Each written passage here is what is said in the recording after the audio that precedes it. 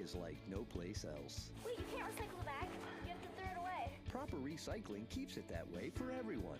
Bags tangle in machinery and can bring sorting efforts to a halt. No bags. Trash the bags and keep our recycling program moving forward. No, Mom, look. No plastic bags. Do your part to keep our recycling bag-free. Trash the tanglers or return them to participating retailers. For more information, visit TampaBayRecycles.org.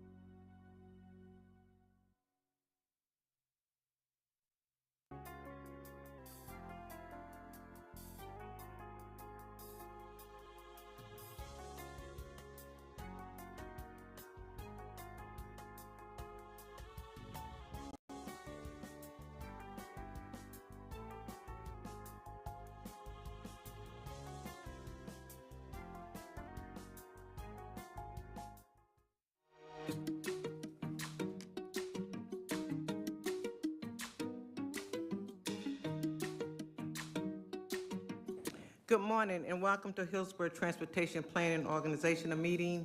Let us stand for the pledge. I pledge allegiance to the flag of the United States of America and to the republic for which it stands, one nation, under God, indivisible, with liberty and justice for all. Yeah, could we have a roll call, please? Commissioner Myers? Here. Mayor Ross? Here. Commissioner Owen? Here. Commissioner Wastel, I believe, is excused. Commissioner Cohen? Here. Commissioner Kemp? Here. Councilmember Clendenin? Here. Councilmember Hurtak?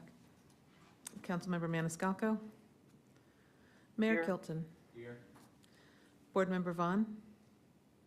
Charles Klug? Here. Joe Lopano? Here. Bob Fry? Scott Drainville? Here. And Planning Commissioner Soraya is excused. We do have an in-person quorum. Thank you. And we'll move right into public comments. We have one. Good morning, Rick Fernandez. Good morning, Chair. I'll defer. Okay, thank you.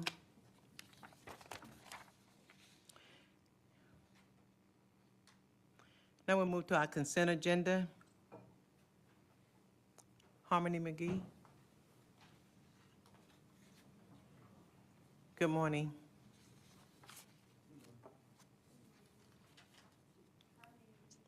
Staff. Regarding today's board action items, the Livable Roadways, Bicycle Pedestrian Advisory, and the Technical Advisory Committee all approved the Florida Department of Transportation's tentative work program.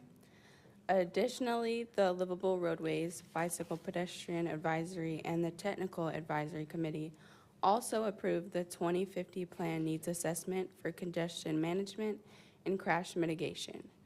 The Bicycle Pedestrian Advisory Committee did express concern that the needs assessment made increased traffic speeds an equal priority with traffic safety, but were informed that the needs assessment does not include any particular priority ranking. The Technical Advisory Committee also noted that the analysis is largely based on arterial roadways, which are disproportionately state roads. Furthermore, the Technical Advisory Committee approved the 2050 Plan Needs Assessment for Equity, making a note that the needs of these areas may be different depending on the urban versus rural context. The CAC also approved the Needs Assessment for Equity. It was also highlighted that the socioeconomic and demographic data should continue to be updated for each transportation disadvantaged target area.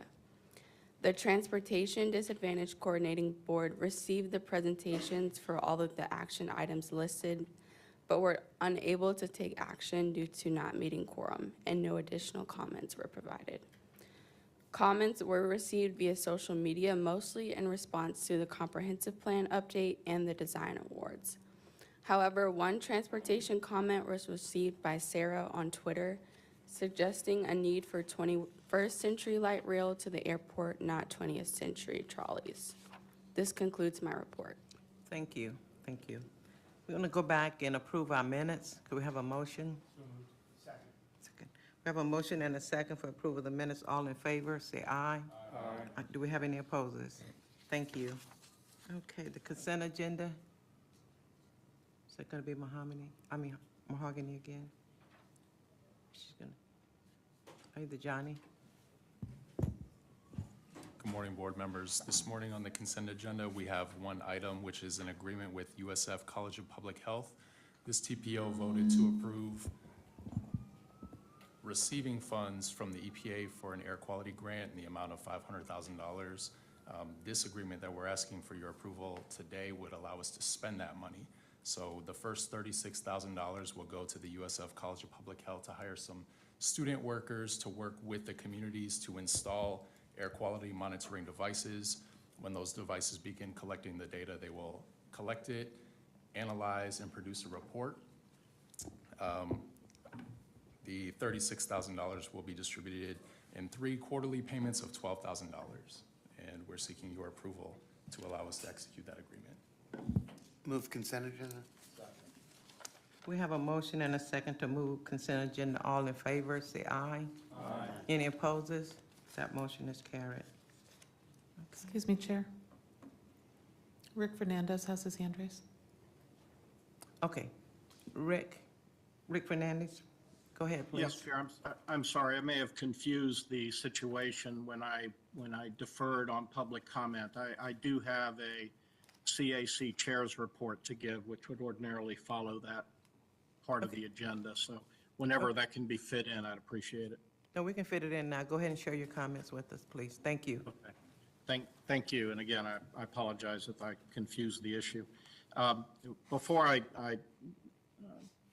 go into the actual report, I just want to take a moment to welcome Johnny Wong, as I think this is the first meeting where he is actually the director of the TPO, and to acknowledge Gina Torres will be acting as our new liaison with staff.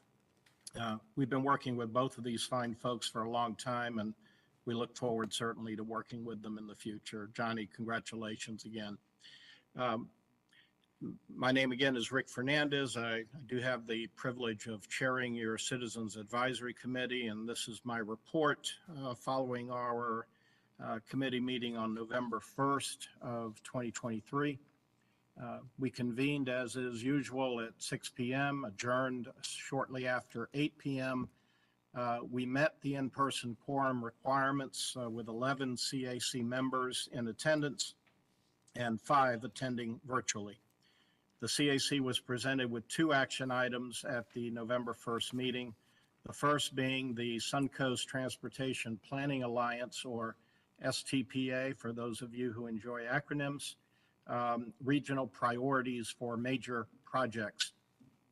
After hearing the presentation from TPO staff, members offered discussion on projects that appear to be missing in their opinion, or regional priorities that perhaps could be removed from the proposed list. 2 additions that were suggested were first, a multimodal center to complement the regional passenger rail transit connection between Tampa and Orlando. A second addition recommended was for the addition of the Tico Line streetcar extension into Tampa Heights. Another concern that was raised was that the list included only highway projects and none of the regional trail and bikeway connections that are needed. There was an explanation for this that was given by staff. I'll leave it to Gina if she wants to take some of her time to get into that. There was a discussion, both pro and con, on removing from the priority list the Regional Rapid Transit, or the BRT project, in the I-275 corridor. Ultimately, by a vote of 11-0, the CAC approved the STPA priorities for major projects as amended to include the Tico Line streetcar extension. It was noted that the TPO board will take action on this item at a special board meeting on November the 17th. It is not on your agenda for today, the November 8 meeting, but hopefully you will remember, or staff will remind you of our CAC action taken last week. The second action item presented was the tentative work programs from the Florida Department of Transportation and the Florida Turnpike Enterprise for fiscal years 2025 through 2029. As a procedural matter, the CAC chose to address these 2 work programs individually. The CAC approved FDOT's tentative work program by a vote of 10-1. Committee members expressed appreciation for having FDOT District 7 staff presenting in person. You may remember that has been an issue in the past. Hopefully we're moving to a new chapter. Safety concerns were raised about the southbound I-275 off-ramp at Florabraska and the need for a raised concrete island, or pork chop, to mitigate interstate speeds and direct traffic east and west onto Florabraska Avenue. District 7 staff offered to discuss this item with with FDOT and with the city of Tampa, since this is a cross-jurisdictional area. CAC next addressed the FTE tentative work program. We were provided a handout with projects from Citrus, Hernando, Hillsborough, and Pasco counties. I imagine that handout is part of your agenda package as well. Florida Turnpike Enterprise staff presented their tentative work program by briefing the CAC on one Hillsborough County project for construction. That was the resurfacing of a section of the Veterans Expressway and Suncoast Parkway from milepost 14.2 to milepost 17.5. That project appears on page 4 of the handout. The CAC voted 10-1 to approve this project as a singular item included within the FTE tentative work program. Please note, there is a second project in Hillsborough County listed for design funds. That's on page 7 of the handout. This is a widening of the Suncoast Parkway from south of Van Dyke Road to the Hillsborough Pasco County line. We were not briefed on that project, took no action, and make no recommendations. This concluded our action item work. We next moved into status reports. We had one status report presented by TPO staff. This related to the 2050 long-range plan preliminary discussion of cost feasible scenarios. The committee members completed a survey asking what investment priorities and funding sources they wanted to see further evaluated in the long-range plan. This input, along with public outreach plan for January through April of 2024, will help identify a number of scenarios to test with a goal of identifying a single scenario in the fall. Finally, if you'll bear with me, just a quick look back to October. Please note that the CAC took action in October on the 2050 needs assessment for equity, which is on your agenda today. The CAC unanimously approved the needs assessment for equity. Members pointed out a need to continue to update the socioeconomic and demographic data of each transportation disadvantaged target area, since they are likely to change as transportation investments are made. TPO staff were encouraged to explore additional criteria, including accessibility to affordable housing and exposure to particulate matter. Finally, the committee remarked that this assessment should be a factor in the TIP prioritization criteria. These comments in a slightly expanded form were submitted in writing yesterday. They should be part of your agenda package if anyone would care to review any of that in real time. Otherwise, that completes my report, and I appreciate your courtesy. And thank you. We'll move right on into our action items. We have 3. The first one being the Florida Department of Transportation, the Florida Turnpike Enterprise, the tentative work program. Come on up, Brian. Good morning. Good morning, everybody. Brian Hunter with the Florida Department of Transportation. I'm going to present on the tentative work program this morning. So I'll give a brief overview of what the tentative work program is, how we go through prioritizing and programming projects, a brief description of the projects. There's about 40 this year. They were added to the work program, so I won't go over all of them in detail, but if we have any questions, we can, I'll be more than happy to answer those at the end. And then I'll also give a schedule of when the MPO comments are due.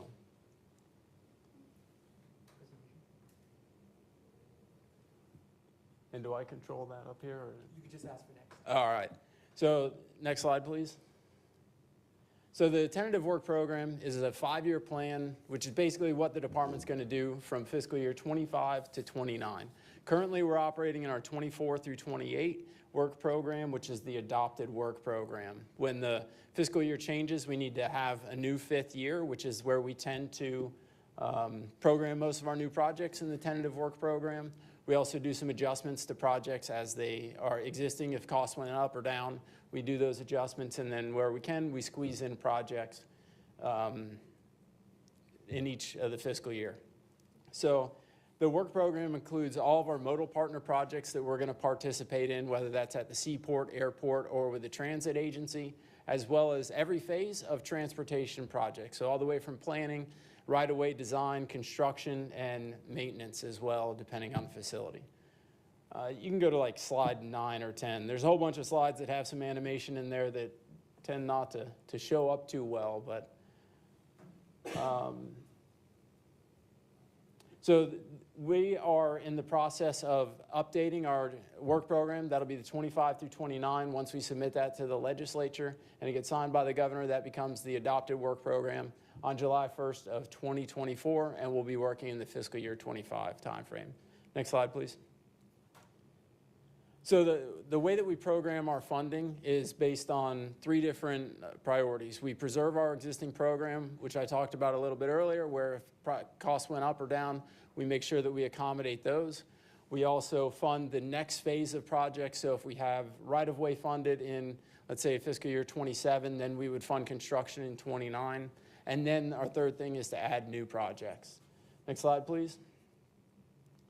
And then we take into account 3 different things as well. Those are the MPO priorities. When you see the projects that we funded, above some of them, you'll see a little Hillsborough TPO logo. That means that was on the priority list that you all submitted to us, and we were able to fund that.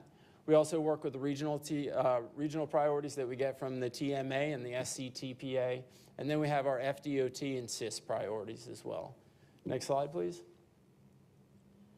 So I'm going to go over all the new projects that are added. If we added a new funded phase, and then anything that was deferred for one reason or another, and any project that may be of interest to you all. Now, if it was already in the work program last year and it did not have any significant changes, you won't see it on here, but that doesn't mean that it's not funded. It's still in there. If I tried to go over every project we have, we'd be here till about 3 o'clock this afternoon. So next slide, please. So this is the first page. You'll see that they're all kind of, they're grouped by the category at the bottom. These are the 3 transportation planning projects that we've added to the work program. We have the funding for the TPO that has just been added to fiscal year 29. That's an annual allocation. We also have the East Hillsborough County Transportation Update. That project is going to look at the growth patterns and traffic counts and everything so that we can update our model in eastern Hillsborough County. There's been a lot of growth out there, so we want to make sure that we're capturing that accurately and appropriately. And we also added a truck parking analysis, which is a project we're doing with USF to identify some surplus property that the department also owns and see if it may be land use contextual and appropriate for truck parking, which we have a dire need for in the I-4 corridor. Next slide, please.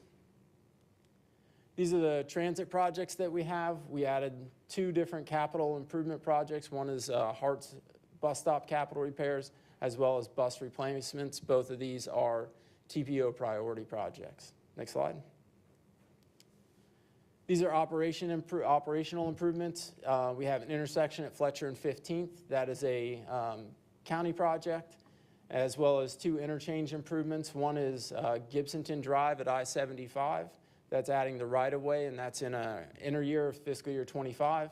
And then the bottom one is at the safety and operational project we have going right now with the downtown interchange.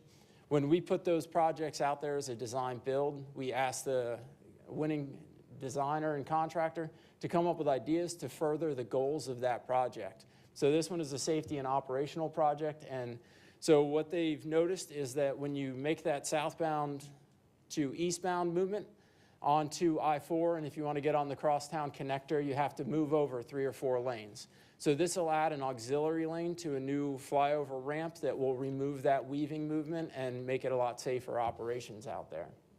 Next slide, please. Here's a couple more intersection improvements that we have. Some of these are going to be performed by the county, and some will be at the department. Next slide, please. And 3 more intersection improvements. A couple of them are in the Plant City area. The State Road 60 at Horton Road is an interesting one for the department. I'm sure you all have heard about our transportation talks when we go out and we talk to smaller community areas. that we may not always get a lot of opportunities to interact with. So when we go out there, they'll suggest projects to us.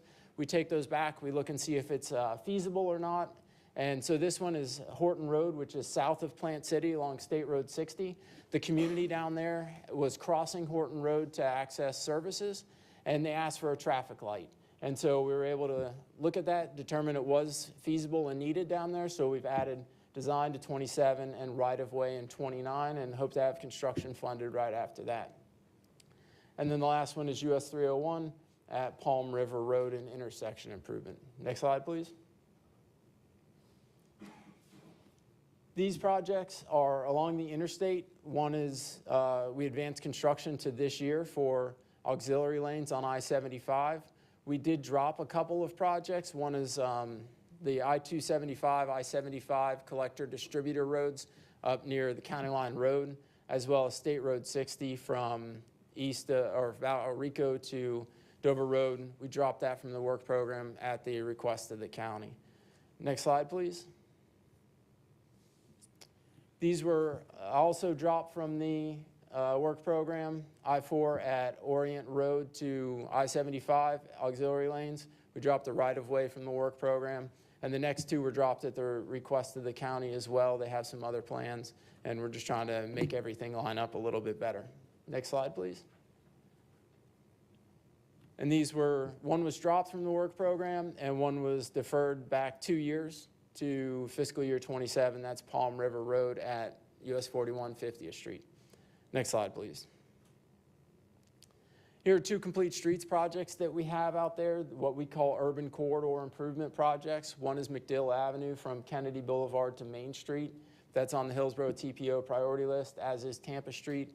Highland Avenue, that'll be a continuation of the Tampa Heights project. Right now our design only goes up to MLK. This will be the next phase north of there that'll take us all the way to Waters. We added that that design into fiscal year 25. Next slide, please. And then we have Park Road out in Plant City from US 92 to north of I-4. That is an urban corridor improvement as well. Construction will be added in fiscal year 25 to an existing project that we have out there. Next slide. Here are bicycle and pedestrian improvements. All of these are also on the TPO priority list that you all submitted. One is a bike path and trail along Fowler Avenue. That's going to be constructed in 28. We have the South Coast Greenway Big Bend Trail down in South County. That's fiscal year 29. And then we also have sidewalk gaps along the state system along the state system. We have design in every year from 25 to 29 with construction starting in fiscal year 29. Next slide, please. We also have the Plant City Connector Trail Phase 1 that we're going to have design starting in fiscal year 25, really lock down the alignment of that project. And then US 41, a new pedestrian crossing at Idlewild. That was, so we had originally included that in a resurfacing project that's going to go through shortly, but there's a lot of utilities and underground challenges that we have out there, so we pulled that out so we didn't delay the resurfacing projects, but we'll go back in a little over a year and a half and put that pedestrian crossing in out there. Next slide, please. And then on the technology side, we have a bunch of projects this year. We have the wrong way vehicle detection systems. This will be phase 2 and 3, which will be close to having wrong way vehicle detectors on every ramp in Hillsborough County. We also have some ITS communication out in Plant City, and the I-275 frame project, which will be a build on to the I-4 frame project, which basically lets people know if there's an accident on the interstate and directs them off of the interstate onto a corridor that's moving. And we also have roadside signs. If you drive down US 92, you'll see some blank out signs that aren't lit up, but they're no right turn signs when there is an accident on I-4. We light those up so that people don't turn to go to the interstate. We keep them on US 92 and keep them moving. Next slide, please. We also have some traffic signals that are going to be installed or updated at these various places. The 3 or 4 out in the Lutz area Lutz Lake Fern, Sunset Road, Crystal Lake Road, and Crenshaw Lake. I know people have been asking about those for a really long time. And the same thing with the ones on Hillsborough. Next slide, please. More traffic signal projects that we have. These are all going to be in design in fiscal year 29. Next slide, please. And this is the total funding that we have allocated within the 5-year tentative work program in Hillsborough County. It's a little over $1.6 billion that the department plans to invest in the community to achieve our mission of moving people and goods while enhancing our economy and preserving the quality of our environment and communities. And so you can see the different categories that we have here. At the airports, whether it's Tampa International or the general aviation airports, we plan on investing about $160 million. Same thing at Port Tampa Bay. Those are massive economic drivers for us. We have $93 million we plan on investing in projects. These are not ones that the department does themselves. These are all in partnership with our modal partners. And so 93 will be going to transit, and then we have some other categories there as well, resurfacing $210 million. And planning for the MPO, which helps us do our job, is 16 over that 5-year period. Next slide, please. And so here's the tentative work program timeline. We had our online public hearing a couple weeks ago. Public comments are due next week on the 13th. And then the letters from MPO, any objections that the MPO may have, those are due on November 20th. And then next spring, we will get reviewed by the Florida Transportation Commission and the legislature. And then July 1st, we will have our adopted work program. Next slide. And as always, please arrive or leave early, arrive on time, and be a little late if you have to, but drive safely. And now I'll be more than happy to take any questions y'all may have. Any questions? Commissioner Kemp? These are a couple of funding questions I'm just curious about. Yes, ma'am. So it's $1.6 billion in all. And did you say $93 million for transit? Yes, ma'am. Is that primarily for the bus, for paying the share of buses that we get? You know, it's a variety of different things. I think in 29, we have $10 million allocated to capital projects. We also have some of the federal transit programs, that's wrapped up in there. So you have like the 5310, 5311, and so van pool as well as all wrapped up in there. Oh, okay. I Yeah. just wondered what that, I could probably get a breakdown of that. Yeah, Just, I can that get would be something to good. you. I have another question too. I'm just curious about this. So when you have something like the Suncoast or Veterans Turnpike there, in terms of the funding for that, I can imagine it goes on a tip list or whatever, but is that a self-sustaining fund that generates, as well as for, because I know a lot of it is resurfacing, is its budget contained so that it pays for its own resurfacing, repair, and expansion? So I think there's going to be somebody from the Florida Turnpike Enterprise that'll be presenting on their project in there. They'd probably be a better person to answer that question. They're more familiar with their budget and how it's created. Okay. Yeah. So you're not sure if any of FDOT's budget goes in to supplement that? I am 99% sure that the Florida Turnpike Enterprise is solely funded by tolls, but not 100% sure. Understood. I just wanted to, Yeah. thank you. Thank you. Board Member Klug? Yes. Just want to thank DOT for 2 of the grants we just acknowledged receiving, or actually approved, we haven't received them yet. 50/50 matching grants, one's for the South Bay infrastructure improvements, and the other one's the Marine Highway Auto Terminal. And with that Marine Highway Auto Terminal, we'll start bringing in probably 70,000 vehicles next year from Mexico, and hopefully up to 150,000 with that grant. So we appreciate your support on that. Thanks. Can I tag on that? Yep. Since I'm on the transportation too. The airport really appreciates what you guys grant to us, and it's very unusual actually in the airport business to get state grants to the airport. So we have been able to replace our airside boarding bridges, fix our restroom facilities, and build a North Cargo redevelopment project. So when we win the award for J.D. Power Best Airport in the world, in the country, it's partly because of FDOT. So thank you. Thank you. Any other Commissioner Owen? Thank you for your report. On the Gibsonton Drive one, that includes road widening for Gibsonton Drive, correct? Is that part of that? So this phase is only the right-of-way piece that we need. We need a couple of small pieces, and that'll be for the interchange and improvements. So it's just the interchange. So the Just- transportation plan for Gibsonton Drive, that's not what we're talking about here. I just want to make sure. No, it's just the interchange improvements. We have been coordinating with the county staff to look at what we can do to, on Gibsonton Drive, and I think they've been talking about a grant program, so we're trying to make sure we're all working towards that same goal. Sure. And a lot of the new things, this may be for Mr. Wong. I can still say I'm a new commissioner, I think, for one more month until my second year.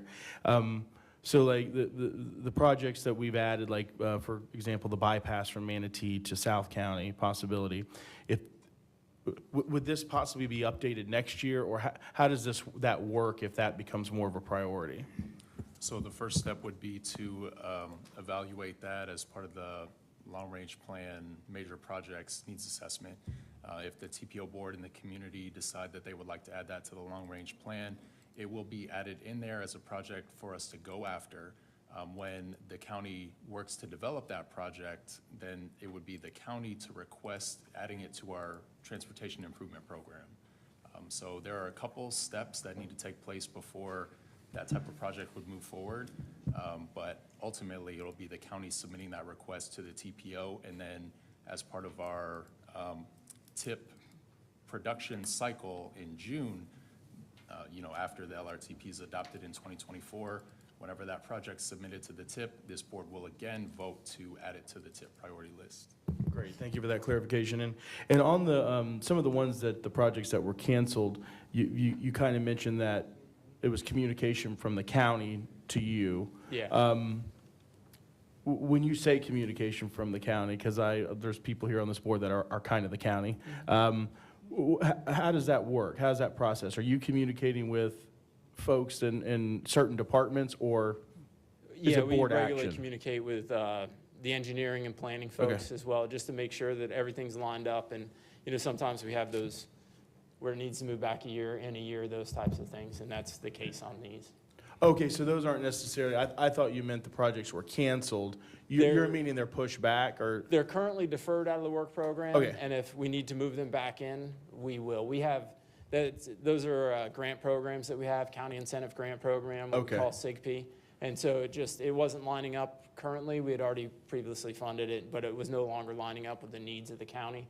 So we moved those out, and if we need to, we can get those reprogrammed next year. But that would take the county's involvement, telling you all that, hey, we want these projects Yes. priority. Okay. Yeah. Thank you, that's all I have. Yeah. Thank you. Board Member Frye? Yes, I just wanted to add on too with the, thank you on the I-4 frame project. The funding that we worked with from DOT helps actually take technology from agencies like ourselves and bring it at scale.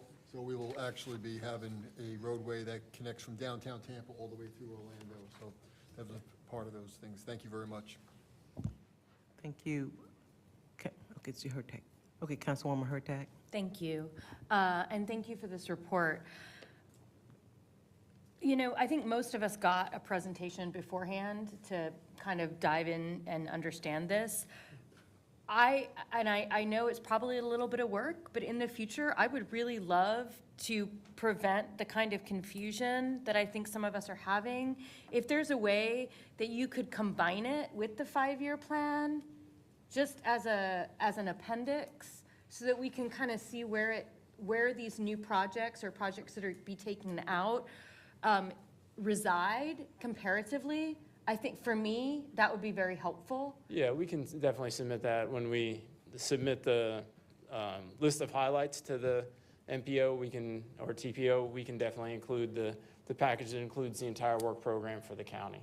Yeah, I just mean also not just the work program, but maybe like something highlighted in yellow, like where these new things will be, or things that are going to be taken out. Because when you're looking at the 5-year plan, it's a ranking. Mm-hmm. So I don't know where these projects are in the ranking. That sort of just helps me figure out,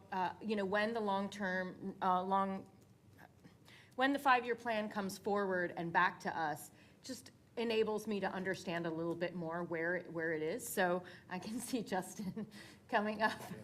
All right, so Justin Hall, FDOT. So the work program actually is not ranking. That's just the budget. Okay, well, And if you go to d7wpph.com, we've got it all. Now, we can highlight in the future what's being removed and added. That's an easy change. then that's what I would love. I think, again, that would be very beneficial for both us and the public. Absolutely. Yeah, and just so you know, how they're how they're ordered is by county and then alphabetized. Okay, So that's, okay. So this is- there's no rhyme or reason other than we put them in the budget categories and then we just alphabetize them and then by county. But then that also allows us, again, to see what is close, what's working around it, and I think answers a lot of the confusion, at least for me. And then when I talked to members of the public and the CAC, they had the same questions. They're concerned that some of this, they're saying, oh, well, what about this? And it's already on the plan. So we're also. One thing too that's really cool on the website now, we have gone GIS based. So you can go by address, you can go by map. It's using the same AI driver that Google Maps uses. So you can go in, put in an address, see what projects are in your area, click on them, get the dates, the timelines. So we're trying to come up to the 22nd century, I guess, but anyway. Excellent. Well, thank you for that. I really greatly appreciate it. I'm just, that's a recommendation for the future. And then I'd be remiss if I didn't point out that all of the transit, bike ped, complete streets added up is still not half of what we're doing to add capacity. And I believe that when you look at the word capacity is not cars and trucks. Capacity is moving people and goods, and how we need to start to reframe the conversation and put more money toward moving people and goods and not vehicles. So I will tell you, this has been a conversation we've had in the past. So included in the capacity number, included in the resurfacing number, we have bike ped facilities. The issue, the way our system is created, we call it the financial management system. It's old, it's antiquated. And when we run a report, it runs based on the primary work mix. So let's say the primary work mix is resurfacing, which primary just means that it's over 50% of the project. So anytime we run a report, it runs and says, this is resurfacing, or this is a capacity project. 40% of that project could be bike ped improvements. And I'll give you a prime example. When we were doing the Big Bend interchange, the overall cost on that project, I think, ended up just over $100 million. In that $100 million, about 28.5 of that is bike ped improvements. It was the trail on the north side. It was the new underpass to allow the students to walk under the ramp instead of going over the ramp. It was the 10-foot sidewalk on the south side. So a lot of times those projects, it's in there. The hard part is without going project by project, which, I think we've got 500 and something active projects right now, and pulling out every LRE. I mean, we tried it because Beth had asked us in the past to try it, and I think we were about 80 hours in, and we were 3 projects in to trying to do that. So we're constantly trying to find a way to have an indicator to say, hey, this is a project that has significant investment in bike ped, and we're trying to find a way in the system to try and work with it. And this has been a multi-year effort, but at some point I'm hoping we find a way to easily show it, because I don't feel like we get enough credit for the investment we're making in bike ped. I don't think we get enough credit for the investment we make in transit, just personally. And I think a lot of that's due to the fact that a lot of times those investments are rolled into another project. Well, then I think that is definitely something to look for when we're talking about moving into the 22nd century. So I look forward to how you figure that out, but thank you. Absolutely. Thank you, Commissioner Owen. Yeah, and I just want to follow up, and I agree with everything at that very first part. The last part is the only thing I take a little issue with, is that I agree with you that we need to find ways to move people in the urban core in Tampa, but speaking for East and South County, we do have to move vehicles. That's the problem. That's why people move out there, is they don't want to take, majority of people don't want to take public transportation. They're not necessarily for a mass transit, but I think there is a balancing act we can do, and I think that's why this board is diverse when it comes to city council, county commissioners, and folks that lead some of these great organizations, is that we have different needs in different parts of the county. I think you all recognize that clearly. But I can speak for East and South County. We do have to find a way to move vehicles, but I do agree with the councilwoman that when you get here in this urban core, we need to find an alternative way to move people. So that's just my comment on that. Thank you. Thank you, Commissioner Kemp. Yeah, can you just give the website again? Oh, yes, it's www.d7wpph, so workprogrampublichearing.com. Thank you. Okay, And I believe it's on the slide, right? Yeah, it's on the slide. We can pull that back out, but anyway. Yes. Okay, we have a motion and a second. All in favor of the motion, say, oh, you want to say? Chair, there's actually a subsequent piece of this presentation. A representative from the Turnpike Enterprise was invited to present their work program.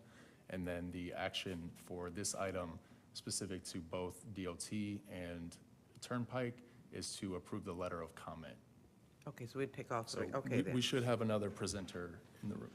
Okay, because I was going to make it separate. Okay. Thank you for the opportunity morning. to talk. Thank you, Chairwoman.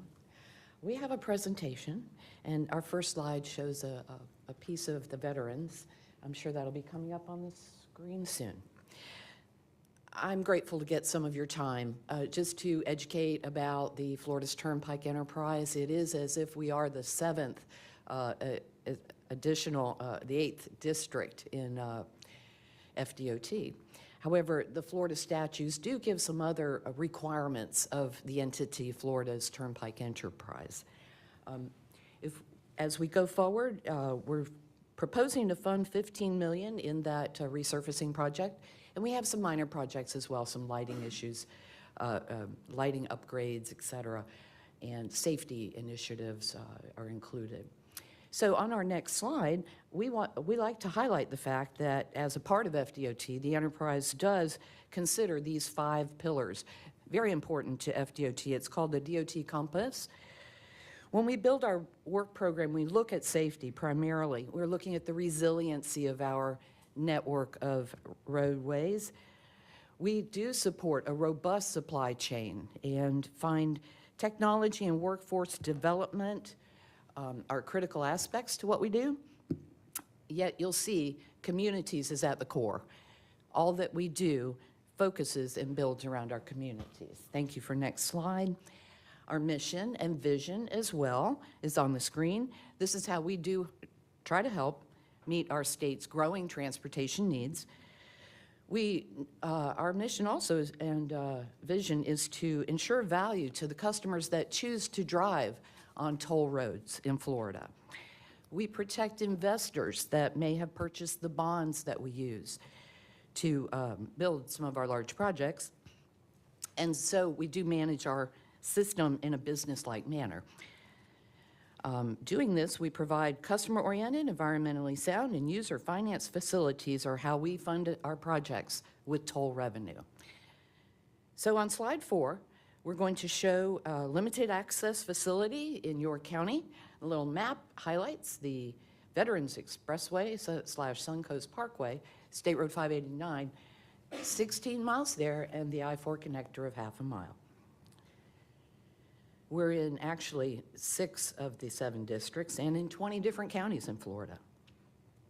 Next slide. Pardon me. It's an important slide. This is going to tell you how we receive our funding, primarily through user tolls and concessions at those service plazas. According to our bond covenants, we pay for operations and maintenance costs first, including collecting and processing toll payments. Then we pay off the debt on the bonds that we use to construct. We like to highlight that because my apology. Because of the fact that we have a very high credit rating, we're using a very low-cost bond. This is one of the lowest costs in the entire toll industry. Then we're going to take our revenue and put it into renewal and replacement, making sure that surface is kept very clear and clean. What a doll. Thank you for that. We want to make sure that the lines on the roadways are going to be able to let our smart cars pick up and help us to have a safe journey. And finally, we're going to use the rest of our funding to pay for capital improvements like interchanges and widenings. Thank you. The next slide shows the way that the Turnpike prioritized. I know you have your list of priority projects, and you have your metrics and the analysis about the ranking. At the Turnpike, we have various ways to determine how these projects that we see a need for get funded.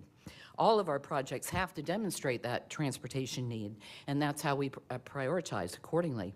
Each year, we're able to look at our observed traffic data. We've got a captive audience with those toll documents. And we make future projections across the entire system. Doing that, we work with local land zoning and county and city and residential communities. We look for partnership projects with our districts. We have sometimes many developers coming to discuss how impact may need a new interchange, et cetera.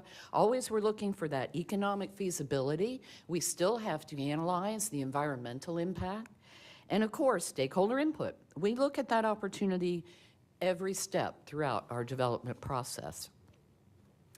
Well, this next slide will show you a map, and that is the one resurfacing. And this is where we do like to bring out our district summary of major projects. We have made these up for every district, so it does include a few counties in each one. It's made up of 3 parts. Basically, the front page shows what we've already started in District 7 and those that are major projects that are underway. We also like to give a guide to what these funding phase initials mean, our acronyms. So we put that on page 1 as well. And then we summarize what type of projects there are. And in the district, we differentiate between new roads and resurfacing. When we look over at the second page, we see among the counties that Hillsborough's 15 million. We've got the design coming up in 25 and the construction in 26. And then on the very last page, in the middle, it talks about all these projects. You have the one resurfacing we see on the screen. But I do want to take a moment, if we can kind of go back one slide, thank you, to point out that this document shows you on our map all projects that are funded with construction. We like to be very open about what we have on the books for the future. That's our last page. It shows PDEs, project development and environment studies. We show PE, design studies, and right-of-way projects on jobs that we don't have any construction funding yet. And when we presented, CIOC Fine did a great presentation to your TAC and CAC, and we were grateful to get a lot of good feedback from those committees. Both pointed out that the PD&E isn't done yet, and we've got a PE design that we're putting on the books. We're looking at this in the year of 2027, 21 million. The PD&E that's underway right now is a longer segment than just in Hillsborough County. It includes Hillsborough and Pasco. We will have a public information meeting anticipated in July of 2024 on the PD&E segment. Again, opportunity for input from the public. And as we continue with our stakeholder engagement, the public hearing is anticipated in spring of the year 2025. So all of those decisions, even if we go to no build, we can take that PE design in 2027 and reinitialize it somewhere else.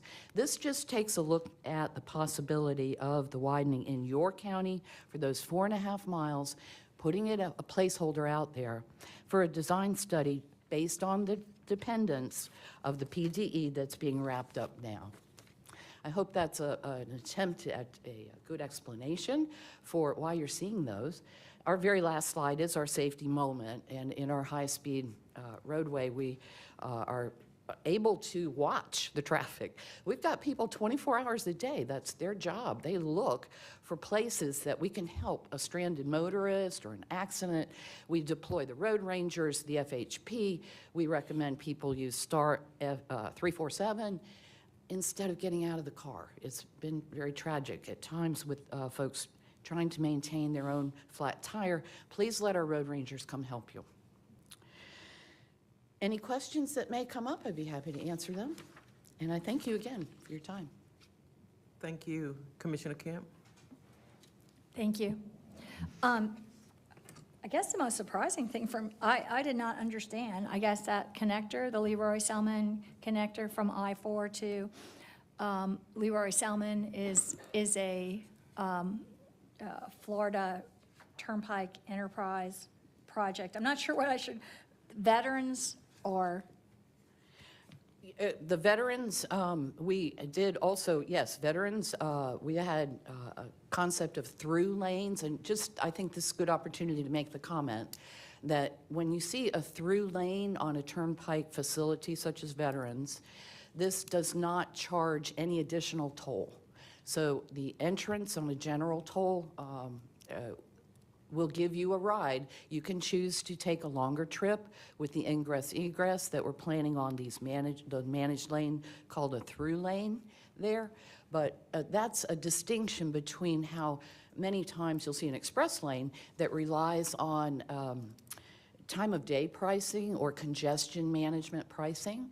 But at Florida's Turnpike, it's just, that's a distinction that we've seen. So I know that express lane there is being turned to through lane, if that's at all helpful. There's not any charge for using that little teeny piece. That's right, and most of our facilities, we're supporting a longer trip, and we want to keep the weaving of people coming on and off for more local travel to that side of the road. If we can keep folks on the straight going through, we're keeping big trucks out of there. We don't want multi-axle. You do need to still carry that transponder in there, but it's also very supportive to transit, and we found this statewide, that we're providing a corridor for a more opportunity for more timely travel, which may help encourage ridership. So that's really interesting, because I guess that was paid, I remember at the time, $600 million by the federal government, by general taxpayer funds through the, I guess it was Obama administration that did that. So is that like, so because that was paid for in general funds, is that why you, is it barred from having a toll on that part? I can research that. Okay, I I wouldn't was just really be able curious. to answer right off the I top, had no sorry. idea, and so Yes, I ma'am. was Great just, I was just question. curious about that, because I was like, oh, well, that was paid for by federal funds, I didn't get it. So my other question before was just in terms of that enterprise, the turnpike going, you know, from South Tampa all the way up there, and these resurfacing projects, and then the expansion. Is any of that funded by FDOT, or is that totally internally a self-funded enterprise project that comes exclusively from tolls, or is it subsidized as well from FDOT funding? My understanding is that there's no partnership project at all on this segment. It is all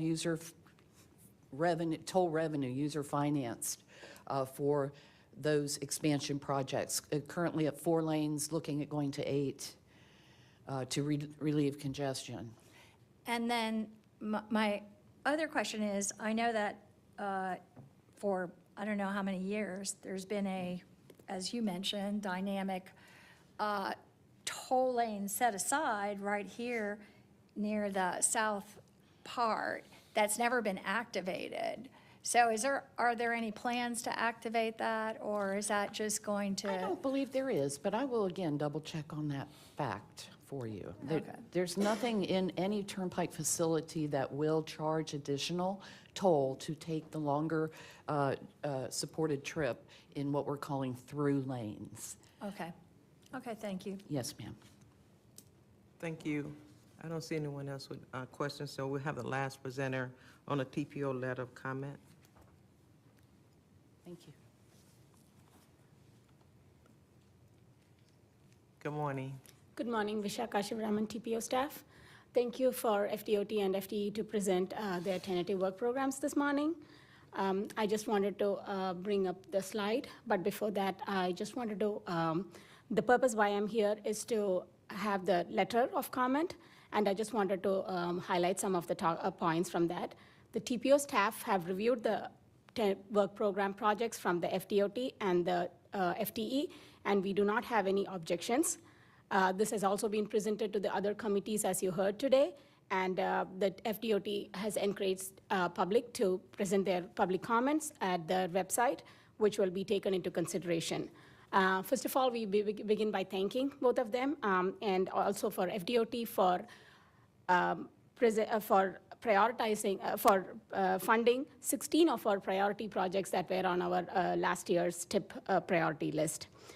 Some of the projects that I would like to highlight are the Gibsonton Drive I-75 interchange, Big Bend Road, and some of the partner projects, including HARTS, vehicle replacement, and bus stop capital repair. We also wanted to thank them for the sidewalk gaps at some of the state roads in Hillsborough County that came out of our high injury network. And also the Plan City Canal Trail. This was another project that came out of our partnership with Plan City. Some of the regionally significant projects and also the technology projects were the I-4 frame, I-275 frame, and the traffic signal and operational improvements. However, we wanted to mention, and it is pointed out in our letter also, that going forward with the next year's work program, we would request FDOT to consider funding for the US 41 CSX grade separation. This was requested by the Port of Tampa Bay and also supported by the Freight Logistics Strategic Plan. With that, I would request the committee to approve the transmittal of the TPO's letter of comment on the FDOT and FDE tentative work programs. Okay, we have a motion and a second. All in favor of the motion, say aye. Aye. Any opposers? Aye. Motion is carried. Thank you so much. Thank you. Okay, we'll move right along to the 2050 Plan Needs Assessment. Rich, is he here to present? Yes, good morning. That's again, I will be starting the presentation, and I will introduce Rich to cover the rest of it. Can I please get the slides? Good morning. Again, this is Vishaka Shivaraman for the record, and today I'm going to be presenting just a little bit introduction on the 2050 LRTP needs assessment for congestion management and crash mitigation. Next slide, please. Next slide. So you would have seen this in some of the presentation, but this is just to highlight the plan ingredients, as we call it, which is how the plan will match the forecasted revenues to the desired level of performance for several of these key indicators listed here. Today, I will be focusing mainly on the congestion management and crash mitigation. Next slide, please. These are some of the other ingredients, and you will be seeing them as various needs assessment. Next slide, please. This slide is just quickly to explain to you that the results from the public survey and the conversations with the board and the other committees will help to understand the desired performance level. Once the desired level has been reached at, we can estimate how much of that would cost and then match the revenues to that condition. Next slide, please. With that, I would move to the methodology, and I request Rich Margiotta to come and present the slides. Thank you. Thank you. Good morning. Good morning. Thanks for having me. I'd like to present the results of our study on congestion management and safety actions. First, a little background on how we approached this study. We leveraged the output from the regional model, the Tampa Bay Regional Planning Model. Now, that provides good forecast of what future conditions would be on the highway system. But we didn't feel that it was refined enough to get down to the level of identifying safety improvements as well as the types of operational improvements that we're dealing with in congestion management. So we developed a sketch tool that takes the results from the planning model and digs down a little deeper and produces estimates of safety impacts as well as the impacts of implementing operational studies. This tool has been used before and in the previous update as well, so we updated the model with newer numbers and applied it again to the most recent results from the long-range planning model. The treatments were based on the congestion and safety performance that we predicted with this tool. So we get a ranked order of the worst congested areas and the worst crash areas, and go down the list section by section, scheduling improvements, spending money as we go, and keeping track of that and measuring it against the overall budget. So that's basically how the tool works.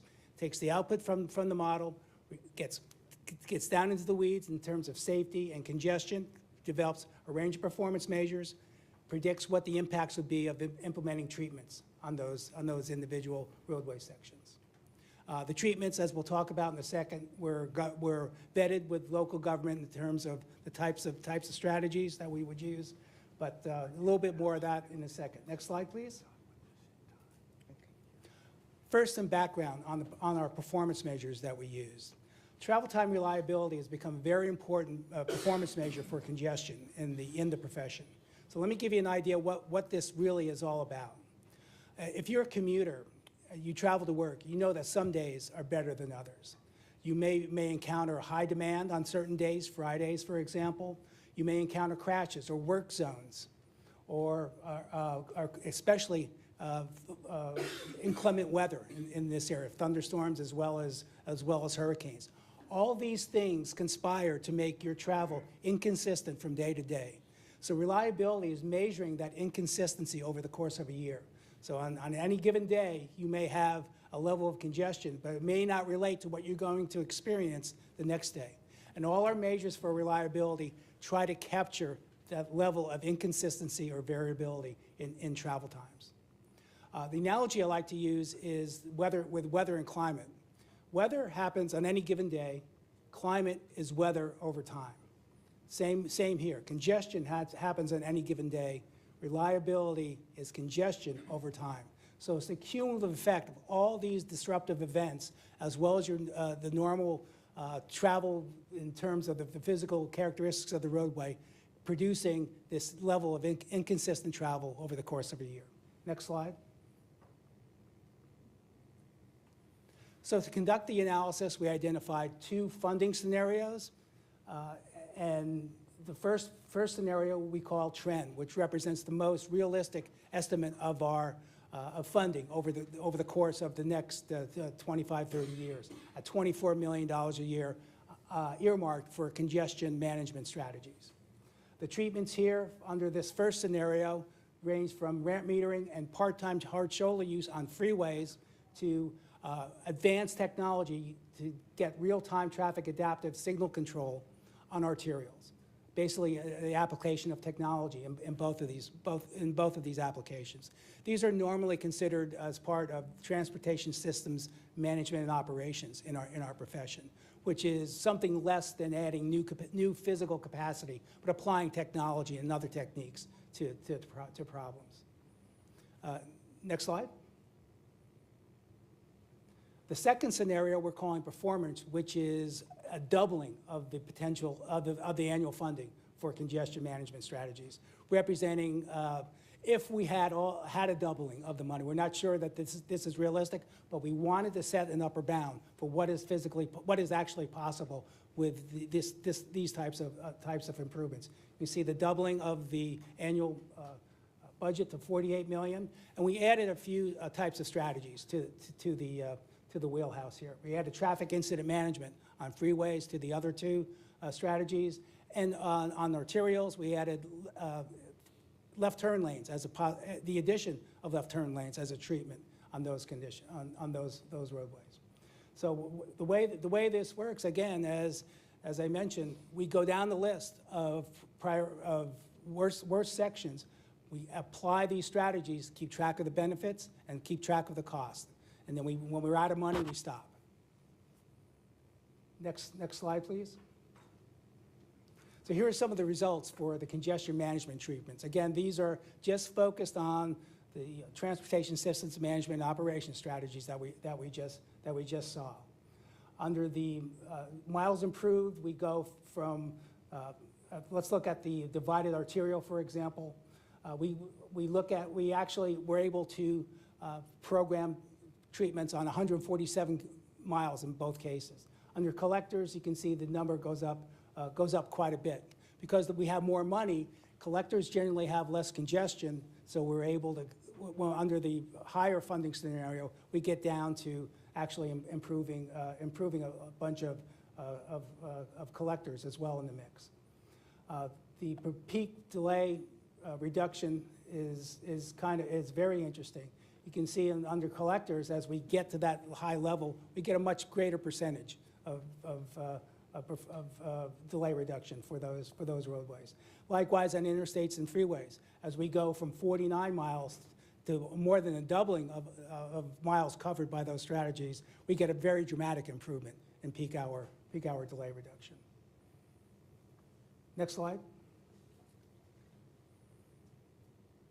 Now, this is a map of one of the reliability measures that we have, and I'll bear with me for a second because I'm going to toggle back and forth if I can with our slide operator to show you in color what the effect is on the roadway network. This is before we're implementing strategies. Next slide.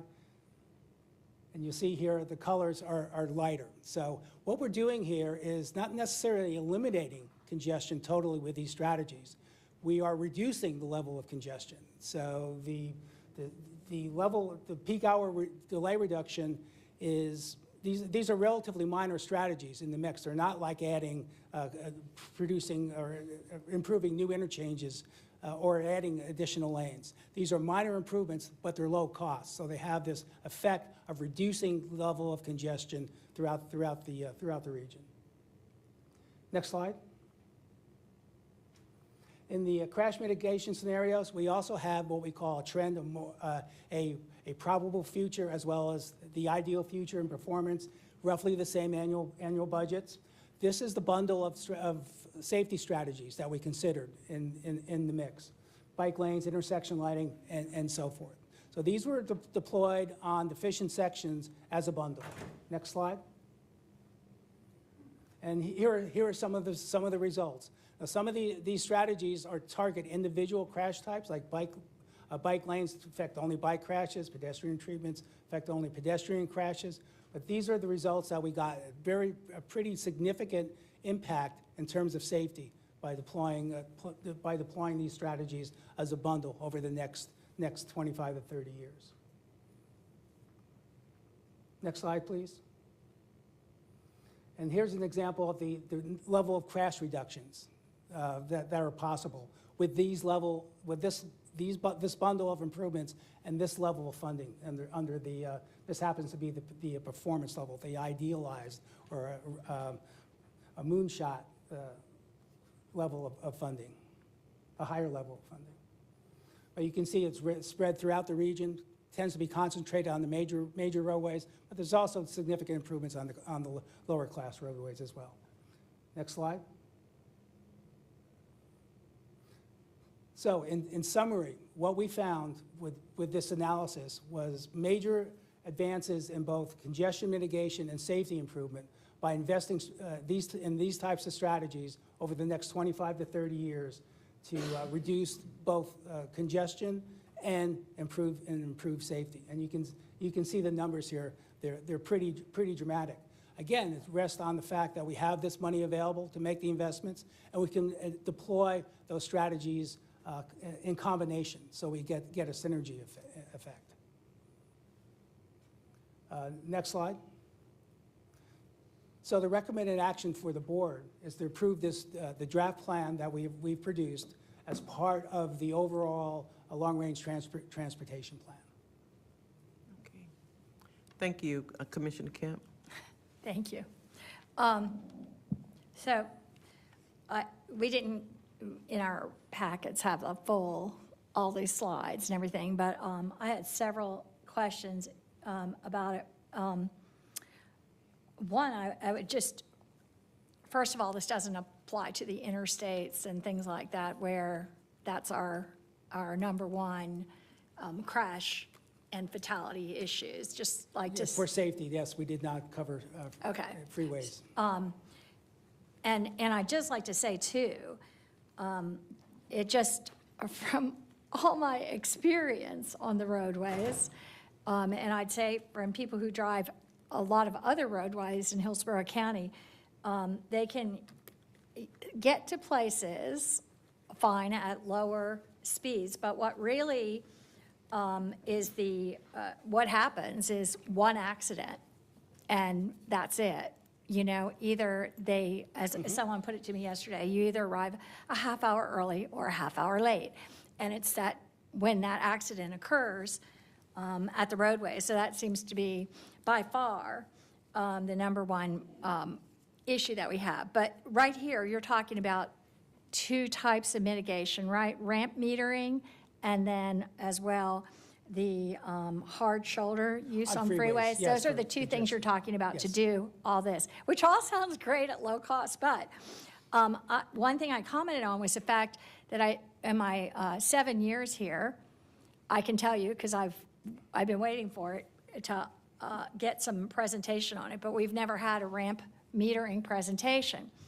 But I went and read about it in some other places and looked in some other investigation, and what it appears to be is a program, because we're not hearing it and don't know, but it appears to be a program where you hold people on the arterials, you do big queuing lanes or storage lanes, and you don't let them on the interstates or the collector roads, I imagine, as you're saying, on the big roads. So instead they're filling up the arterial roads, and you have to have extra lanes for the storage. And then they're metered to go on to the main road. And so that's, you know, one of the things that happens too that shocked me always was that, this is my very personal experience from living right off Hillsborough in Florida, and having done that for 35 years and been very engaged in having in fighting the widening of the interstate from I-275 to the bridge. And it was widened, but it wasn't blown out and taking down everything that had initially been done. I spent 5 years of my life doing that. So when I was looking through the Vision Zero stuff on Hillsborough Avenue, because I know it does get congested. There's always been. It was more of a bottleneck before, but there's a place there where it isn't as wide, and I think that's really a good thing. But when I saw all the crashes that happened on Hillsborough Avenue, all the fatalities, the death, the Vision Zero things, all the way along, because Hillsborough Avenue is a long one, I expected, because of the way people turn and everything at that intersection, I thought I was going to see a lot of accidents in that little area, because I was always disturbed that FDOT didn't put in actually some more turn facilities and things like that. But no, it has nothing there. And that's because people are no fatalities. It's because people are very safe, and they go through there in a safe way, and they know that they have to mitigate that area. So I imagine, when you have traffic piled up with ramp delays, and you have storage lanes or queues that are just waiting to get on the interstate, that you probably do make the arterial roads safer, but I'm wondering about the interstates that we're not even measuring, if they are safer by that. But the other thing I was told, because I asked Mr. Wong about that, he said basically the ramp metering occurs in the 2 hours before peak time, like you don't ramp meter during peak time. Is that correct as a strategy? Yeah, the idea behind ramp metering is you keep the freeway operating at not stop and go for a longer period of time. That's why it's generally deployed before the onset of congestion. Once congestion hits, there's no ramp metering that can improve that. So the idea is to keep it flowing for a longer period of time before it breaks down. And I think it would be good, I'm just speaking from what I've read or understood about it in the past, because I've looked into it, to have a presentation here for ramp metering.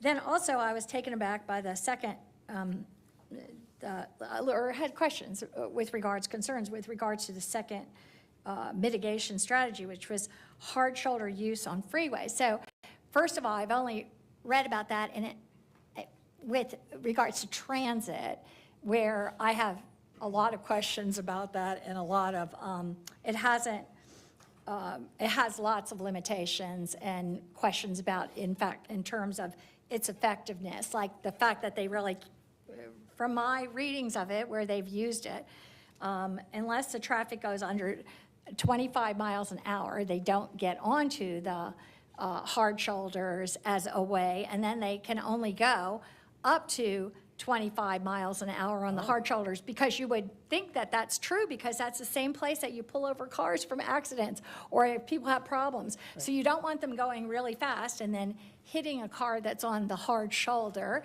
And there's like all kinds of limitations like that in terms of transit use for that, and why it doesn't get widely deployed. But is this like, the way I read this, it doesn't say transit, it just says for anyone All to start vehicles. using the hard shoulders. Yeah, there are many deployments around the country that use that strategy.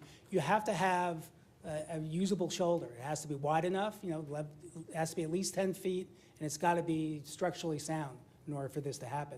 But the advantage is you're not enlarging the footprint. You're working within the existing cross-section of maybe add an extra foot or two to a shoulder, something like that. So you're not really adding a new lane, but you're stealing a shoulder to basically increase the number of lanes on the freeway within the footprint.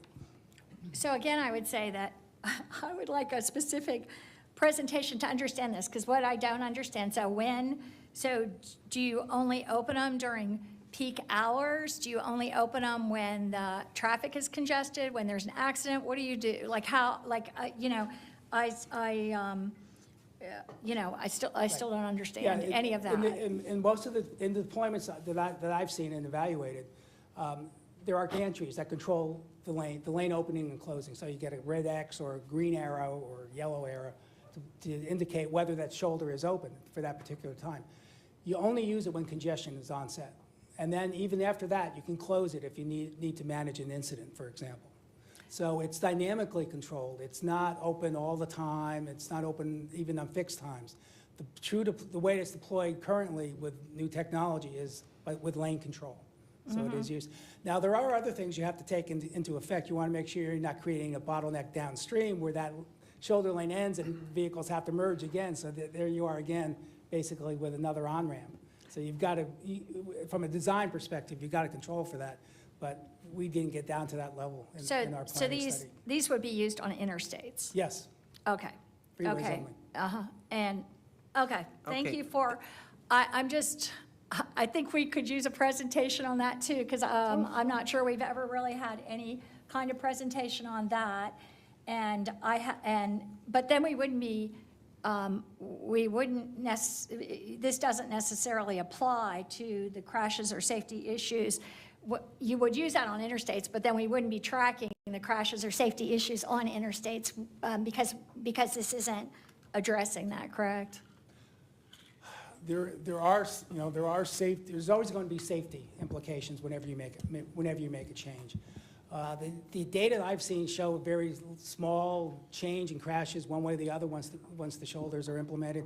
They're on commuter routes, relatively familiar drivers, except at the merge points. We didn't include that in our analysis because the data is a little fuzzy. But there always will be a change, whether it's modest or unmeasurable. That's another. Thank you so much, Commissioner Kemp. We have a few more speakers. Board Member Fry. Just a quick question. What I guess, the action is approving. This is for a TISMO fund that makes access to TISMO toolbox pieces, such as what we discussed, for projects. It's not prescriptive where we are going to do these in each location as stated. That's right. It's a general indication. That's a policy issue. Johnny? Thank you for that question, Bob. Board members, you're correct. This is not establishing a policy for the board or the implementing agencies. This is simply a point of information to evaluate when we take the scenarios out to the public, showing them what could be achievable if we were to invest more in TISMO strategies. So simply a point of reference of what could be accomplished if funding were available and if those investments were made. That's all it is. Right. Thank you. At this level, that analysis is way too high for that type of a prescriptive measure. You have engineering and things that would have to be done. Exactly. It's basically showing what could be done if we spent that at a higher policy level. Yeah. Thank you, John. Appreciate Thank you, Councilman Clendenin. I think that kind of clarifies what my question was about, because I wasn't comfortable given any kind of indication of support one way or another based on, without more empirical evidence. And I kind of agree with Commissioner Kemp, and that some of these, concepts may, I'd like to see more evidence and evidentiary information before I indicated any kind of support. Thank you. Mayor Ross? Thank you, Madam Chair. I'll be brief because we're never going to get through this agenda if we don't move on from this item. But I'm going to support this, but I do want to go on record that I'm always uncomfortable with these plans that say if we spent X, we would reduce crashes by this number of, or deaths. Because as we know, there's the 3 E's of traffic, or the 4 E's, I guess there are now. But, engineering and road construction can go a long ways, and these treatments can go a long ways. But this doesn't do anything about impaired driving, distracted driving, just stupid driving 80 miles an hour and texting and eating a hamburger. This doesn't do anything for any of that. So I'm always reluctant to tell the public in these scenarios, hey, if we doubled transportation funding, or if we increased it by 1/3, we could reduce deaths by 80. And then we all go out in the community and repeat that and say, hey, if we up this in 30, increase by 30%, we would reduce fatalities by, 85 people a year, or whatever the number is. Well, that's a pretty tenuous link, in my opinion. I mean, it obviously would have a positive impact. Nobody's arguing with that. But I am always uncomfortable with these, because we'll take these studies to the community and, we'll sell this as, oh, you don't care about people's lives because you don't want to increase by 30% or what, it just, so anyway, I just want that noted. I'm not going to not support the study because of that, but I do want that noted. Thank you. Okay, could we have a motion, please, so we can move on? It's a motion. I have another comment I'd like to make. Yeah, I just would like to say Commissioner that- Kemp, if you can just take a minute to wrap it up for us, please. Thank you. I would like to say I wasn't doing this to say that I wasn't supporting us moving forward, but I really think it's incumbent upon us to really understand what it is, that these are a little bit better, just because it sounds like a miracle the way it was presented. Even if we do these budget increases, I think to Mayor Ross's point, that we don't necessarily have these safeties, and to have us as a board, when we move forward, to kind of understand a little bit more about these strategies, and the fact that we've never had presentations on these, and would just be putting it through without, because if I just saw that, I'd go, of course, let's just go for that. That's our answer, but I think it's really important for us to understand all the aspects of it, and we had very little explanation of ramp metering and hard shoulder use on freeways. Thank you for your comments. And Johnny, did you get that to add to the report later? You don't have to comment, but just add it. Thank you so much. Can we have a motion to approve this item? Do we have a second? We have a motion and a second. All in favor of the item, say aye. Aye. Any opposes? Aye. Thank you so much. We're going to move right on to action item C, the 2050 Plan Need Assessment for Equity. Good morning, Connor. Good morning, Connor Trejos McDonald, TPO staff. I'm here to present the introduction to the needs assessment for equity. Riva Heinrich will actually be taking over, but I'll do a quick introduction. So as part of the 2050 LRTP, the needs assessment for equity is the TPO's first plan for identifying needs and offering transportation project recommendations through a lens of equity. The planning recommendations offered here have been informed by the TPO's resolution on racial discrimination and the 2021 Non-Discrimination and Equity Plan, and add value to the 2050 LRTP by proactively complying with the Justice 40 requirement that the U.S. DOT or U.S. Department of Transportation consider impacts upon underserved communities when prioritizing investments. To present this needs assessment, Riva Heinrich, a planner with Kittleson Associates, will focus on the background, data analysis, and project recommendations. With that, I hand it to Riva. Everyone, good morning. It's a pleasure to be here to discuss the first ever equity needs assessment with the board. If you can move on to the next slide, please. So a quick overview of what we're going to look at today. We will provide a very high level review of what an equity needs assessment is, go over the target areas, and then a brief overview of the analysis methodology, and then we'll break things down into results. Next slide, please. So what is an equity needs assessment? There are a lot of ways to conduct one, and they've been conducted around the state by several MPOs, and we have aligned ourselves with some of those methodologies as well as the methodologies outlined by federal guidelines. Essentially, it is a data-driven process that also includes qualitative information such as community input to identify existing barriers within the transportation system. It synthesizes all of this data into the performance measures set forth by the LRTP to be included in that 2050 update. And the culmination of all of those things really provides a list of projects and goals that are to be achieved through transportation planning. And those goals and projects are specifically focused on removing or ameliorating those barriers. Next slide, please. How is an equity needs assessment conducted? So we are reducing about 9 months of work into these 3 bullet points, but these are essentially the 3 steps that it takes. So we identify the geographic areas, the transportation disadvantage target areas, or the target areas as we abridge. We utilize geographic data and GIS modeling to determine what those disparities are within each area, and you'll see that in the next couple of slides, I believe. And then we also utilize task force input. So we did culminate together a group of topical experts in and around the county to make sure that we were heading in the right direction with this equity analysis. And then the 3rd step, as mentioned, is to generate those project recommendations, relative costs, and then incorporate them into the LRTP. Next slide, please. Why now? So we've noticed sort of nationally and then statewide that the negative impacts of our transportation infrastructure tend to linger for several years, several decades really, in those communities that span far and wide, both urban and rural throughout the county.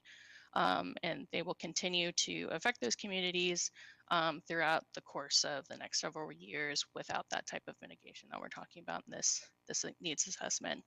So right now, the needs assessment is focused on equalizing investment in those communities. And it is a brand new component to the LRTP that will carry forward into future updates to be amended based off of feedback that we get in this round. Next slide. So looking quickly at these target areas, I know that the resolution on this screen might be a little hard to see as well as the colors kind of popping through, but you can see that there are 13 areas. They span both rural and urban areas and suburban areas as well, and they're both in unincorporated portions of the county and incorporated portions of the county, like the city of Tampa, Plant City, and Temple Terrace. Next slide.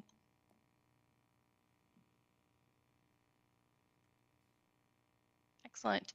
So looking at the data, and I will read these to you, we've separated things out into roughly 5 of those LRTP performance areas. Chronic disease is an additive one that we threw in for this equity needs assessment. So under good repair and resiliency, we evaluated sidewalk gaps within the county, pavement condition using PCI or pavement condition index, tree canopy as a method of measuring multimodal comfort, looking at vision 0, number of fatal and serious injury crashes, HIN or high injury network miles, average posted speed within the county, signalized intersections as safe crossings. For traffic and air quality, we've also called this smart cities in the past. We looked at PM 2.5 metrics throughout, so that's small particulate matter that is dangerous when inhaled. And then ADT, we measured that through traffic proximity index. So essentially the number of folks who are living within a 300-meter radius of large arterial roadways that kind of absorb the impact of being near those emissions. Circling things out with real choices and chronic disease. So jobs and people served by transit, looking at the frequency of transit lines, looking to see specifically how those premium or most frequent transit lines are serving those who are living and working in the county, reviewing walking and bicycle level of stress, so looking at the comfort of the walking and cycling facilities within the county. And then we also measured chronic disease, which evaluated the crude prevalence of chronic disease within those equity areas and compared it to the county baseline.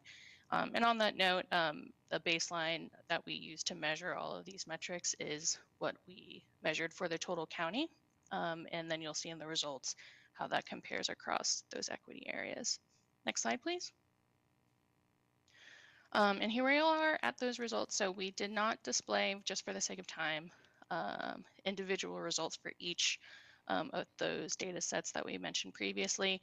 What you're seeing on this slide is what we're utilizing to measure each equity area against itself. So what you're looking at is mean percent change across all performance measures, which is weighted. An easy way to think about that is if an equity area measured above or below a certain baseline, we took the average across all of those data sets that you saw on the previous slide, and then we weighed each one depending on how negatively impacted that equity area was. So you can see that Sulphur Springs is sort of at the top with the most disparity, and then Gibsonton is towards the bottom with the least disparity. Next slide, please. For project recommendations, so just to note that the recommended projects that you're seeing here are closing the infrastructure gap. So it's not bringing up to that county average, it's actually closing the complete gap. So making sure that the entirety of the roadway gaps are filled, the sidewalk gaps are filled, the bicycle lane gaps are filled, as well as the tree canopy gaps are filled.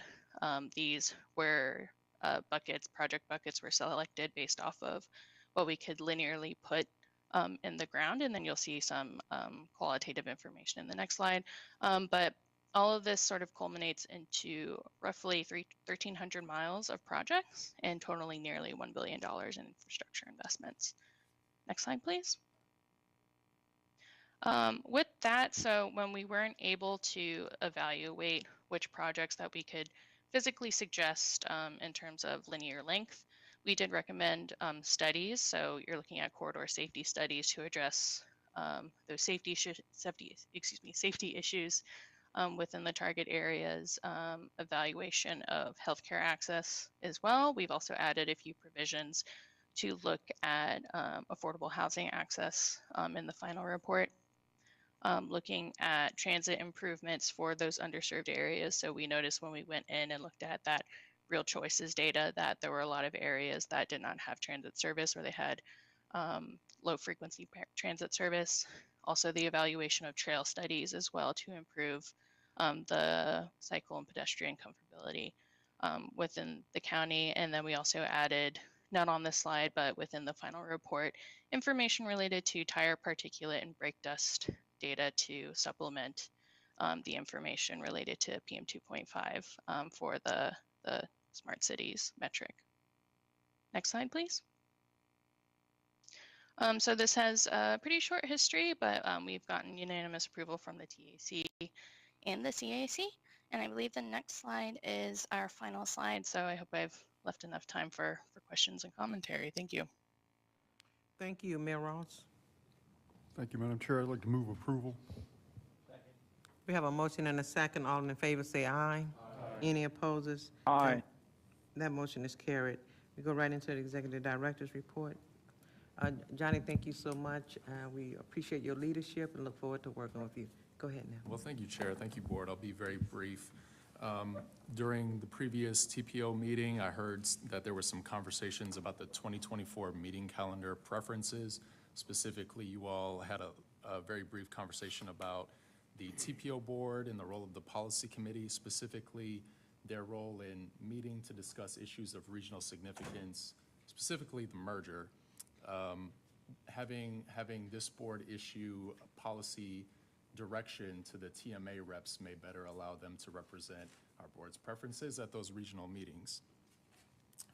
During that conversation, it was noted that although the policy committee meetings are a good venue to have those conversations, it might make more sense for the entire board to weigh in and act in that capacity because there are some items coming forward in 2024, possibly future years, that may require approvals of merger-related documents.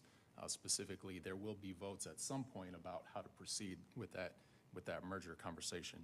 So in light of that conversation, I just want to share a couple updates with you. First, we'll be having a special meeting of the TPO Friday, November 17th at 10 a.m. on the 18th floor, Plain Hillsborough Room.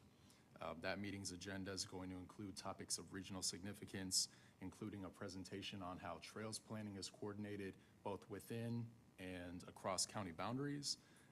There will be a presentation on projects for the TPO to propose, adding to the Suncoast Transportation Planning Alliance list of major regional projects.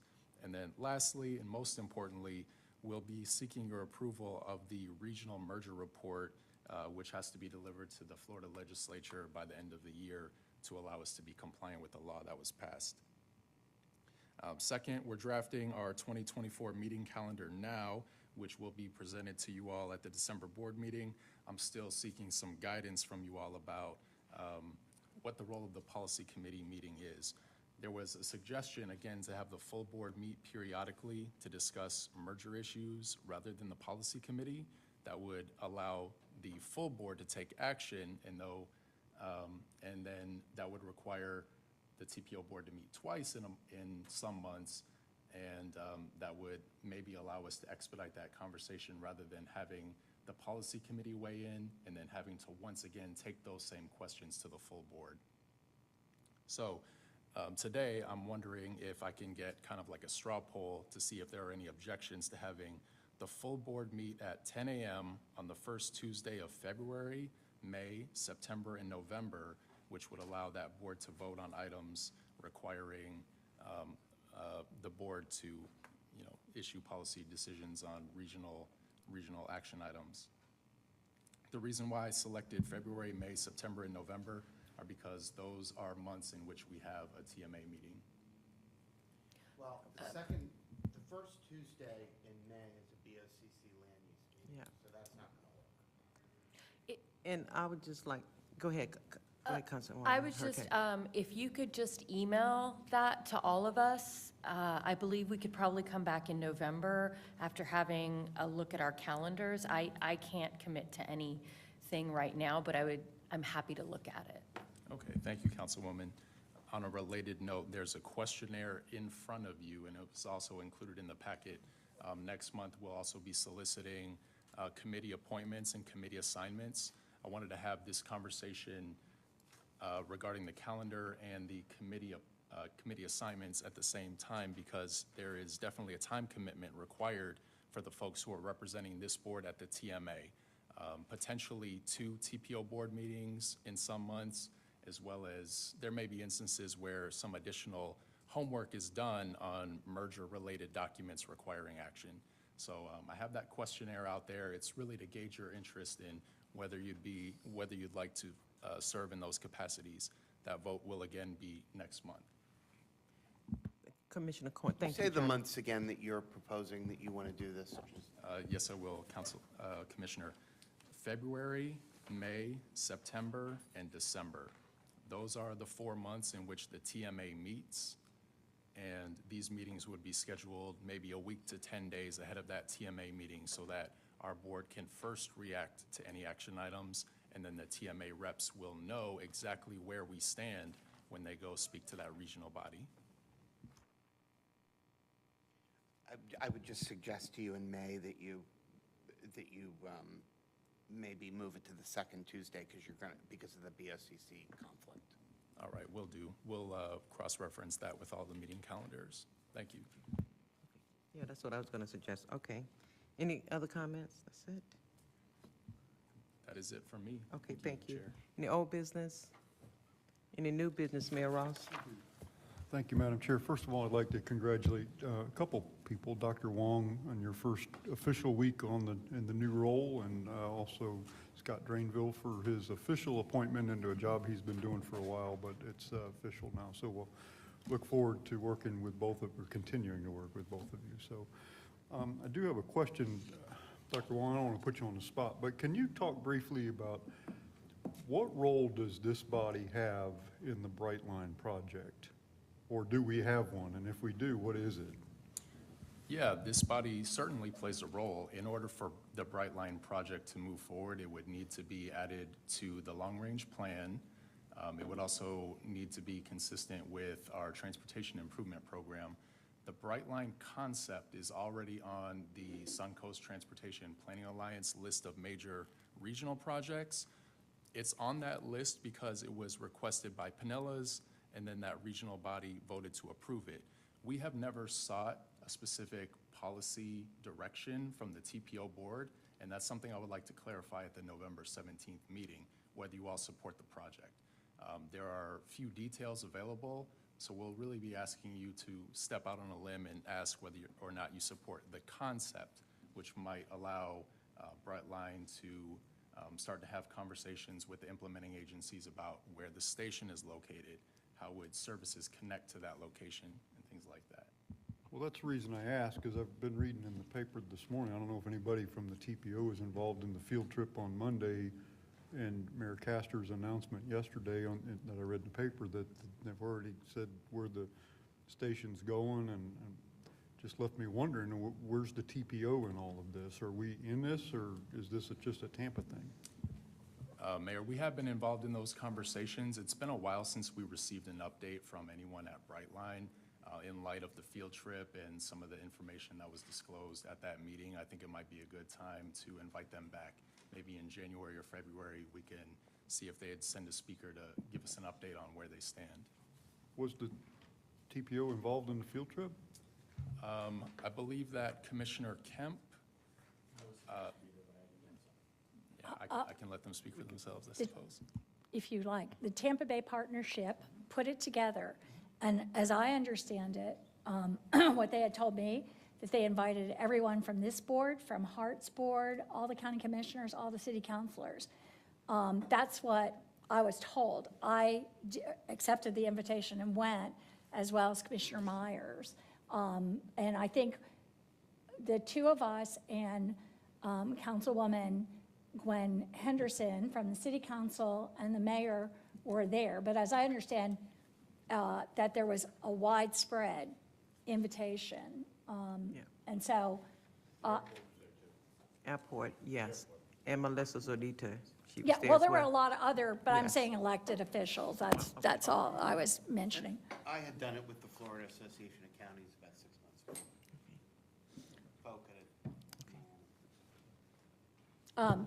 But, and also in terms of what, I'm sure there are roles, but the reason I think it's been obviously worked with the city taking a bigger role is because the station will be, and technically, probably in terms of how they design it coming down I-4, is proposed to be, and that's a city decision, at right just south of I-4 and 15th and Ybor. And so that, I'm sure they have to deal with the city considerations with regards to that. So that's probably why that discussion is, in terms of that, would be with the city. Okay, thank you, Commissioner Owen.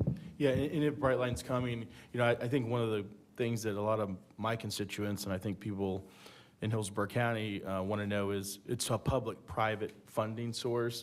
And obviously, the location of it is interesting, and I know Ybor's been pinned on the map for it for a long time. Who approves that, whether it's, what body does, I don't know the answer to that either, Mayor. But what I do think is important is for them to clarify funding sources. My understanding is there's probably going to be an appropriations for this in Tallahassee, and then there's federal dollars, but my understanding there's no county dollars, and I would like that clarified if they're going to come speak. So, thank you. Thank you. Councilman Clendenin.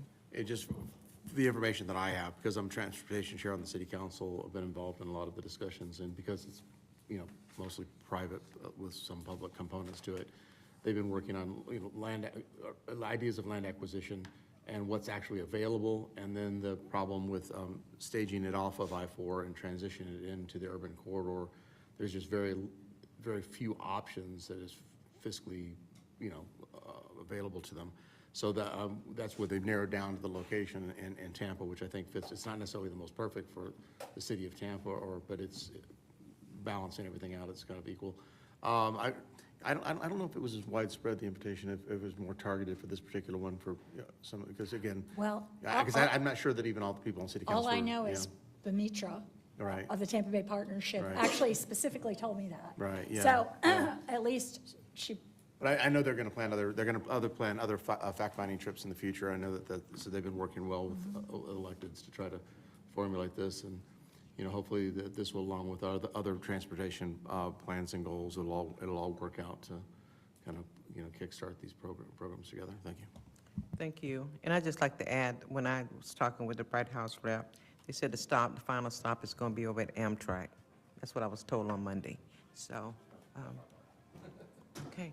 Any other comments? Hearing none? I have a different new item. Okay. And my item would be this.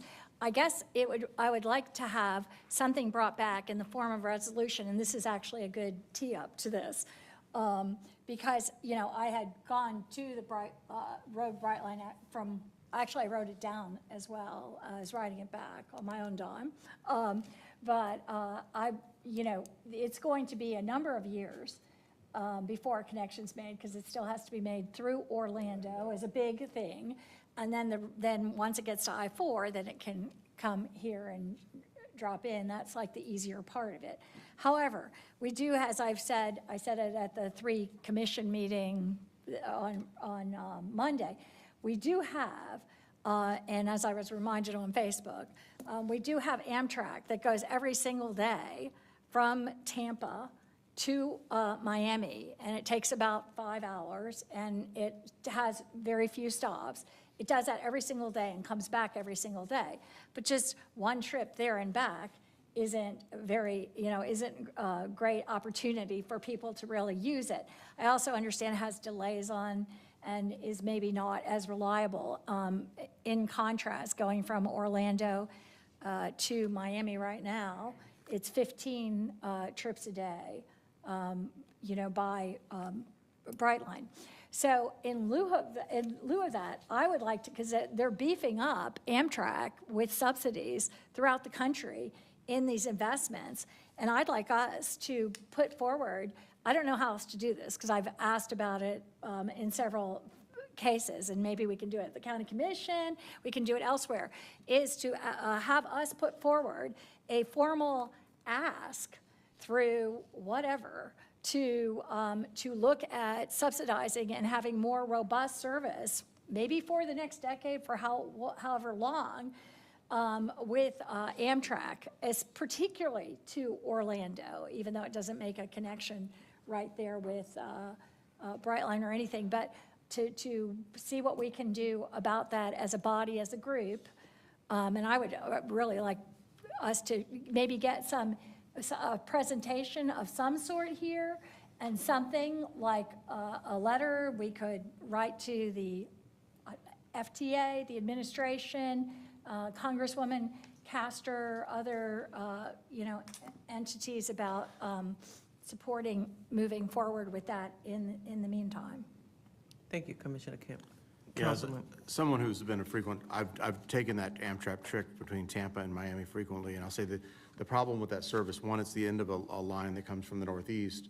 By the time it gets here, service interruptions, it is not extremely reliable, and quite frankly, by the time it gets here, it is pretty much third world. The quality of the service, the condition of the train, and it's pretty substandard. So there'd probably have to be a market study to see if they could justify independent service to be able to break us free of the upstream problems on that line. But I would be curious to see what their ride numbers are, or what projected ride numbers would be between Tampa and Miami for that service, because it is convenient. It's actually quicker than driving. Yeah. Okay, thank you. Hearing any other comments? Our meeting is adjourned at 11:50. Thank you all so much. Don't forget to complete your survey and turn that in.